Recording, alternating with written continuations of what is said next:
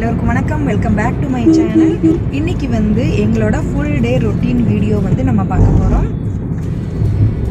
இன்னைக்கு சாட்டர்டே. நாங்கள் வந்து வெளியில் வந்து கிளம்பிகிட்டு இருக்கோம். எங்கே போகிறோம் அப்படிங்கிறத நான் போனதுக்கப்புறமா காமிக்கிறேன். வாங்க வீடியோக்குள்ளே போகலாம். ஃப்ரெண்ட்ஸ், நாங்கள் வந்து ரொம்ப நாள் கழித்து வெளியில் போகிறோம். அதனால் வந்து லாங்காக வந்து எங்கேயாவது ட்ரைவ் பண்ணலாம் அப்படின்னு சொல்லிட்டு அப்படியே வந்து போய்கிட்டே இருக்கோம். ஸோ நாங்கள் வந்து வீட்டை விட்டு 11 மணி போல் வந்து கிளம்பினோம். மார்னிங் வந்து பிரேக்ஃபாஸ்ட் எல்லாமே முடிச்சுட்டு கிளம்பியாச்சு. இப்போ வந்து நாங்கள் பல்லாவரம், துரைப்பாக்கம், ரேடியல் ரோடு வழியாக வந்து போய்கிட்டு இருக்கோம். ஸோ அப்படியே வந்து ஈஸியாக பிடிச்சி அப்படியே எங்கேயாவது வந்து போகலாம். கிளைமேட் வேறு வந்து ரொம்ப நல்லா இருக்குது. அதனால் வந்து அப்படியே எங்கேயாவது போய்கிட்டே இருக்கலாம் அப்படின்னு சொல்லிட்டு நாங்கள் கிளம்பிட்டோம். முட்டுக்காடு போகிற வழியில் வந்து முட்டுக்காடு பார்த்தோம். அங்கே வந்து நிறையா மழை பெஞ்சு தண்ணி வந்து ரொம்ப இருந்தனால நாங்கள் வந்து ஸ்டாப் பண்ணிவிட்டு பார்க்கவே இல்லை. அப்படியே வந்து போகிற வழியிலே வந்து அப்படியே பார்த்துட்டே வந்து போயிட்டோம். ஒரு வழியாக வந்து எங்கே போகிறது அப்படிங்கிறத டிசைட் பண்ணிவிட்டு திருப்போரூர் முருகன் கோவிலுக்கு வந்து வந்துட்டோம். இங்கே வந்து கார் பார்க்கிங் வந்து போட்டாச்சு. இங்கே வந்து பாருங்கள், எவ்வளோ பெரிய அத்தி மரம் வந்து இருக்குது பாருங்கள். அதில் வந்து அத்தி காய் வந்து எவ்வளோ நல்லா வந்து நிறையா வந்து காய் வந்து பூத்துருக்கு. சூப்பராக இருக்குது. நான் வந்து க்ளோஸ்அப்பில் காமிக்கிறேன். இது ஃபுல்லாமே வந்து அத்திக்காய் தான். இது எல்லாமே வந்து நல்லா பிஞ்சு பிஞ்சாக இருக்குது காய் எல்லாமே.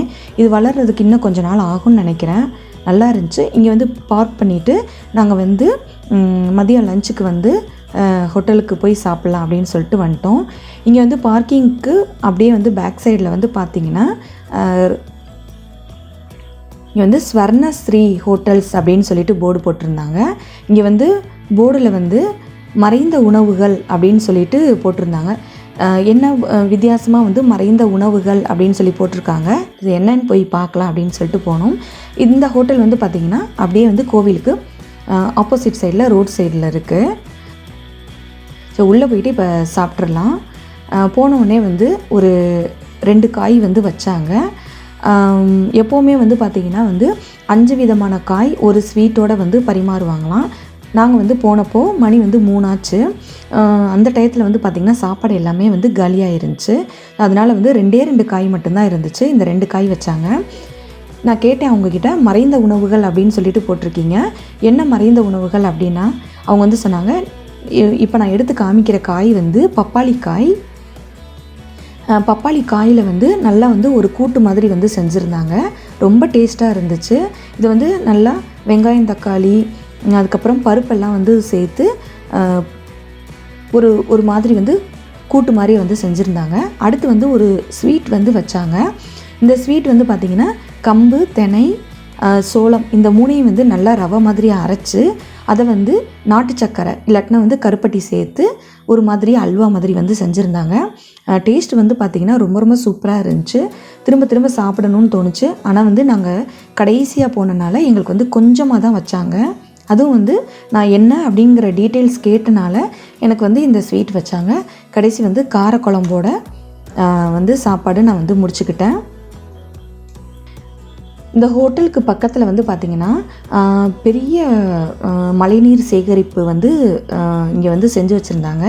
ரொம்ப வந்து பெருசாக இருந்துச்சு. அதில் வந்து போர்டில் வந்து என்னென்ன வந்து மழைநீர் சேகரிப்புக்கு என்னென்ன வேணுமோ அது எல்லாமே வந்து நல்லா கரெக்டாக பிளான் வந்து அழகாக டீட்டெயிலாக வந்து வரைஞ்சி வச்சு எழுதி வச்சு ரொம்ப சூப்பராக வந்து போர்டு வந்து வச்சுருந்தாங்க.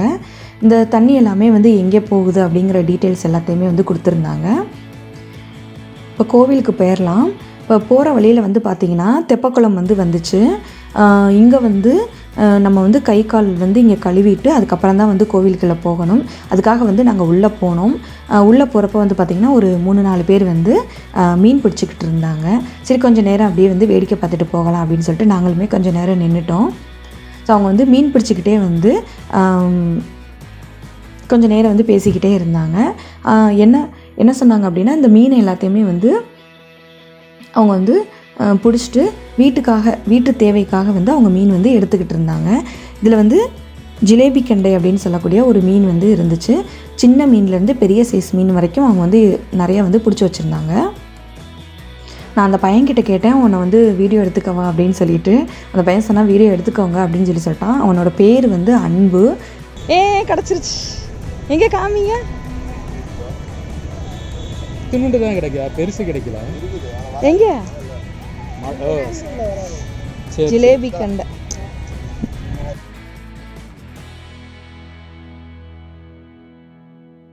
அப்படியா? நானும் வீடியோவில் போடுறதுக்கு தான் எடுக்கிறேன். எடுத்துக்கலாமா? உங்க பேர் என்ன? அன்பு. இது தண்ணி, இந்த தண்ணியில் வளருது. இது எப்படி சாப்பிட்றதுக்கு நல்லா இருக்குமா? பெருசா ஒன்றும் சிக்கலை. எதில் இருக்கு? கவரில். எங்கேயா ஓப்பன் பண்ணுங்க பார்ப்போம். துள்ளிட்டே இருக்கு.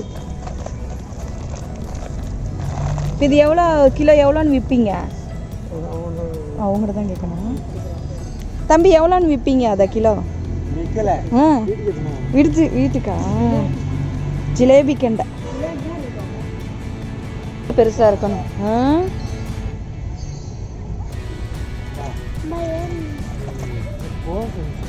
இப்போ இது மழைனால தானே இதில் இருக்கு. மழை இல்லாமல் எப்போவுமே இருக்குமா அந்த குளத்துல? உள்ளுக்குள்ளையா? ஐயோ. ஆமா.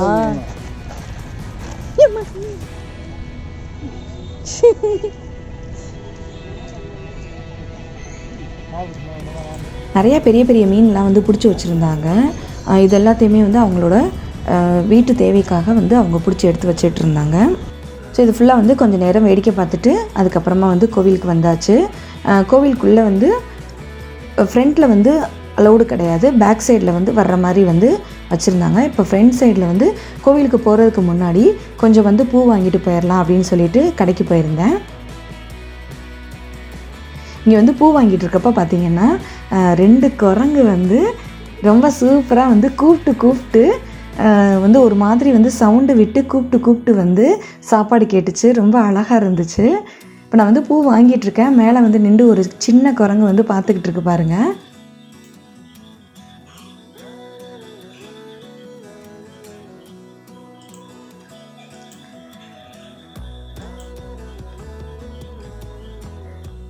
நான் வந்து பூ வாங்கிட்டேன். சரி ஒருவேளை வந்து பூவை தான் பிடுங்கிருமோ அப்படின்னு சொல்லிட்டு நான் நினச்சிக்கிட்டே இருந்தேன். பார்த்தா வந்து அது கூப்பிட்டு ஏதோ சாப்பாடு வந்து கேட்குது அப்படின்னு சொல்லிட்டு அந்த பையன், பூக்கடைக்கார பையன் வந்து சொன்னான். சரி அது என்னப்பா சாப்பிடும் அப்படின்னு சொல்லிட்டு கேட்டேன். அவன் வந்து சொன்னான் வாழைப்பழம் வாங்கி கொடுங்க சாப்பிடும் அப்படின்னு சொல்லிட்டான். சரின்னு சொல்லிட்டு அவன் கடையிலேயே வந்து வாழைப்பழம் வாங்கிட்டோம்.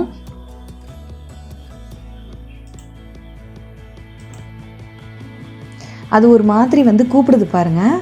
அந்த சவுண்டு வந்து கேளுங்க, ஒரு மாதிரி கூ அப்படின்னு சொல்லிட்டு கூப்பிடுது.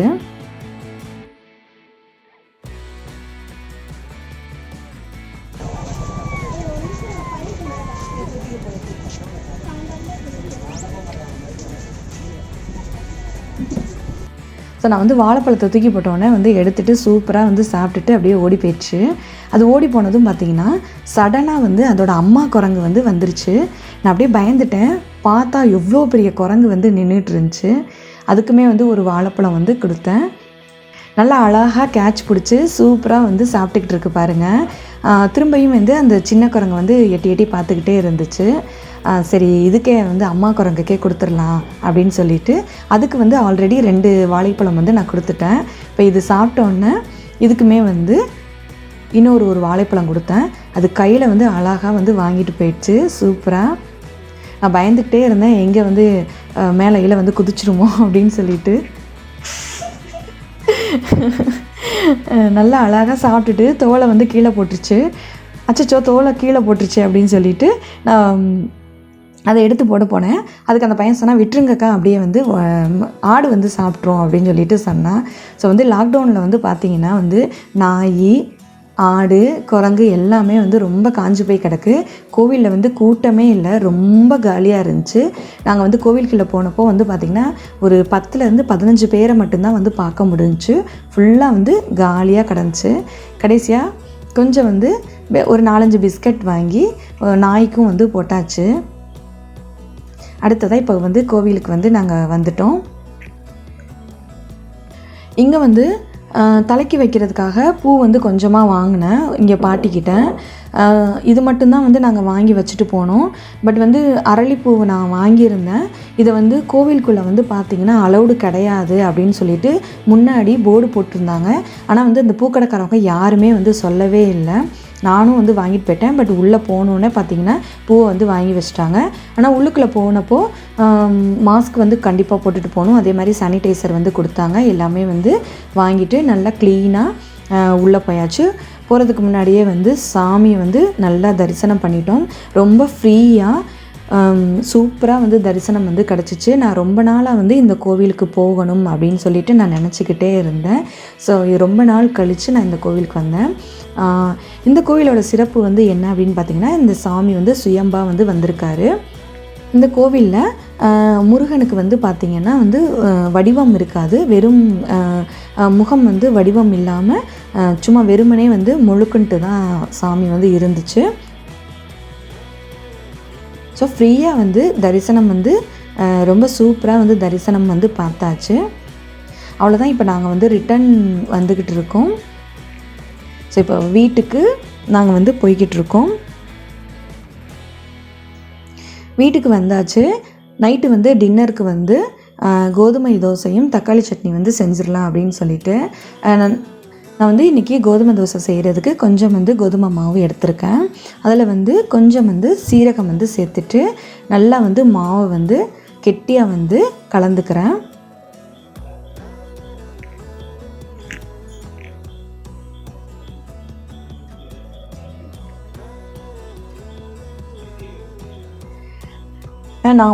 நான் ஏன் வந்து இந்த கோதுமை தோசையை பற்றி சொல்கிறேன் அப்படின்னா, நிறையா பேருக்கு வந்து பார்த்திங்கன்னா கோதுமை தோசை வந்து கிறிஸ்பியாக வராது. அப்படியே ஒரு மாதிரி வந்து லொடலொடன்ட்டு இருக்கிற மாதிரி வந்து இருக்கும். நான் வந்து எப்போவுமே வந்து கோதுமை தோசை வந்து நல்லா கிறிஸ்பியாக சூப்பராக வந்து எனக்கு வரும். ஸோ அதை வந்து கொஞ்சம் ஒரு டிப்ஸ் மாதிரி வந்து நான் ஷேர் பண்ணிக்கலாம் அப்படின்னு சொல்லிட்டு நான் சொல்கிறேன். இந்த மாவு வந்து பார்த்திங்கன்னா வந்து எப்போவுமே வந்து ரொம்ப தண்ணியாக கலக்காமல் ஓரளவுக்கு வந்து கெட்டியாக வந்து நல்லா மிக்ஸ் பண்ணிக்கோங்க. நான் வந்து காமிக்கிற பதம் அளவுக்கு வந்து மிக்ஸ் பண்ணிக்கோங்க. இன்னும் கொஞ்சம் கெட்டியாக இருந்துச்சுன்னா கூட ஓகே தான். அடுத்ததாக வந்து நீங்கள் வந்து மாவு தோசை ஊற்றுறனாலும் சரி, கோதுமை தோசை வந்து ஊற்றுறதுனாலும் சரி, இந்த மாதிரி வந்து நல்லா சப்பையான கரண்டியாக எடுத்துக்கோங்க. இந்த மாதிரி கரண்டி எடுத்துகிட்டு நம்ம வந்து தோசை ஊற்றுறப்போ பார்த்திங்கன்னா நல்லா ஸ்ப்ரெட் ஆகி ஈவனாகவும் வரும். நீங்கள் ஒரு சிலர் வந்து உருண்டை கரண்டி வச்சு வந்து தோசை ஊற்றுவாங்க. அந்த மாதிரி ஊற்றுறப்போ வந்து பார்த்திங்கன்னா திரண்டு நிற்கும். இந்த மாதிரி சப்பை கரண்டி வந்து யூஸ் பண்ணி தோசை ஊற்றினோம் அப்படின்னா நல்லா வந்து ஒரே மாதிரியாக வந்து தோசை வந்து வரும். இப்போ நான் வந்து உங்களுக்கு ஊற்றி காமிக்கிறேன். முக்கியமாக தோசை ஊற்றுறப்போ வந்து பார்த்திங்கன்னா கல்லை வந்து நல்லா காய வச்சுக்கோங்க. இந்த மாதிரி வந்து நல்லா வந்து மேலே வந்து ஆவி வர மாதிரி வந்து நல்லா காய வச்சுக்கோங்க. அதுக்கப்புறமா 2 கரண்டி மாவு ஊற்றி நல்லா வந்து ஸ்ப்ரெட் பண்ணி விடுங்க. ஒரு நிமிஷம் இல்லாட்டினா வந்து 2 நிமிஷம் கழித்து வந்து பார்த்திங்கன்னா 2 நிமிஷம் கழித்து கொஞ்சம் வந்து எண்ணெய் இல்லாட்டினா நெய் வந்து சேர்த்துக்கோங்க. நம்ம வந்து தோசை ஊற்றுறதுக்கு முன்னாடியே வந்து ஒரு சிலர் வந்து சட்டியிலேயே தோசைக்கல்லையே வந்து எண்ணெய் தேய்ப்பாங்க. அந்த மாதிரி நீங்கள் வந்து எண்ணெய் தேய்ச்சிட்டு ஊற்றுனீங்க அப்படின்னா உங்களுக்கு வந்து தோசை நல்லாவே வராது. இந்த மாதிரி ஒரு தடவை வந்து நீங்கள் ட்ரை பண்ணி பாருங்கள். கண்டிப்பாக வந்து உங்களுக்கு கிறிஸ்பியாக சூப்பராக வந்து தோசை நீட்டாக வரும். நான் வந்து நெய் ஊற்றிட்டேன். இப்போ வந்து ஒரு 2 நிமிஷம் கழித்து நம்ம தோசையை வந்து திருப்பி போட்டுடலாம்.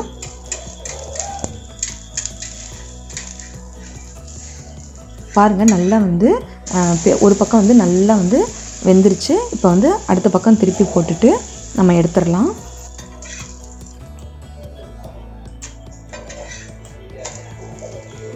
ரெண்டு பக்கமுமே பார்த்திங்கன்னா நல்லா வந்து மொறுன்ட்டு சூப்பராக வந்துருச்சு.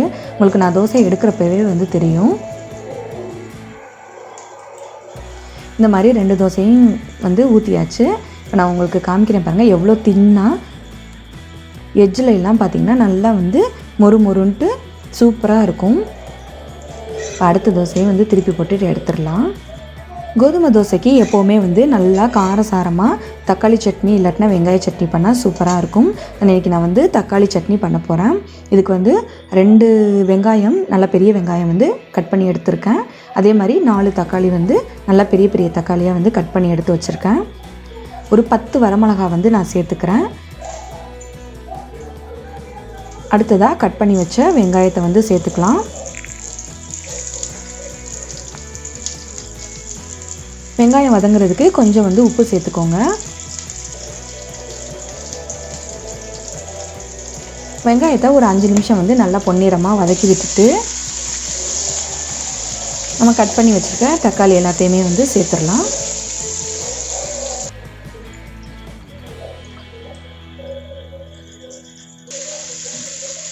தக்காளி சேர்த்ததுக்கப்புறமா நல்லா வந்து ஒரு கொத்து இல்லாட்டினா வந்து 2 கொத்து வந்து கருவேப்பிலை சேர்த்துக்கோங்க.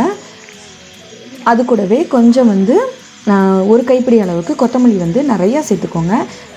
நம்ம வந்து தக்காளி வதக்கிறப்பவே வந்து பார்த்திங்கன்னா கொத்தமல்லியும் கருவேப்பிலையும் சேர்த்து வதக்கிறப்போ நல்லா வந்து வாசனையாகவும் இருக்கும், டேஸ்ட்டு வந்து நல்லா கூடுதலாகவும் இருக்கும். இதில் வந்து இன்னும் வந்து இஞ்சியும் கொஞ்சம் பெருங்காயம் சேர்த்துட்டோம் அப்படின்னா ரொம்ப சூப்பராக இருக்கும். இப்போ நல்லா வந்து சுருள வதக்கிட்டு ஆற வச்சு நம்ம வந்து சட்னியை அரைச்சிட்டு எடுத்துகிட்டு வந்துடலாம்.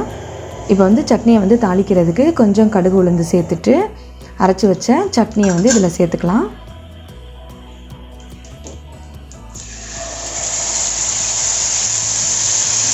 சட்னி நல்லா வந்து ஒரு கொதி வந்ததுக்கப்புறமா நம்ம பவுலுக்கு வந்து ட்ரான்ஸ்ஃபர் பண்ணிக்கலாம். இது வந்து கொதிக்க விட்டும் வந்து இந்த சட்னியை சாப்பிட்டுக்கலாம், அப்படி இல்லைன்னா அப்படியே வந்து பச்சையாகவும் சாப்பிட்டுக்கலாம், நல்லாயிருக்கும். இன்னும் நல்லா வந்து கொஞ்சம் நல்லா திக்கானதுக்கப்புறமா வந்து சாப்பிட்டிங்கன்னா இன்னமும் வந்து டேஸ்ட்டாக இருக்கும். இப்போ நமக்கு தக்காளி சட்னி ரெடி, தோசையும் ரெடி ஆயிடுச்சு. அடுத்ததாக வந்து இது கூட வந்து கொஞ்சம் வந்து கருவேப்பிலை இட்லி பொடி வந்து நான் செஞ்சு வச்சுருக்கேன். இதையும் வந்து கொஞ்சம் வந்து சேர்த்துக்கலாம். இதை வந்து நல்லெண்ணெயில் கொஞ்சமாக வந்து சேர்த்து எடுத்து வச்சிட்டோம் அப்படின்னா வந்து குழந்தைங்க வந்து விருப்பப்பட்டவங்க, சட்னி பிடிக்காதவங்க இந்த பொடியை வச்சுட்டு கூட வந்து சாப்பிடுவாங்க. அதுக்காக வந்து இந்த பொடியும் வந்து நான் எடுத்து வச்சுக்கிறேன்.